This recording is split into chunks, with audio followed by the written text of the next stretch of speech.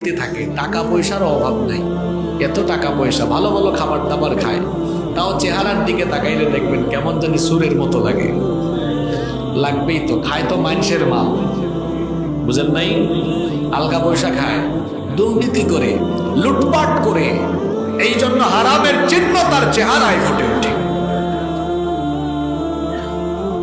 তাহাজ্জুদের নামাজ, এটা হলো আল্লাহর কাছে সবচাইতে প্রিয় নামাজ। ফরজ নামাজের পরে এটা বড় দামি নামাজ।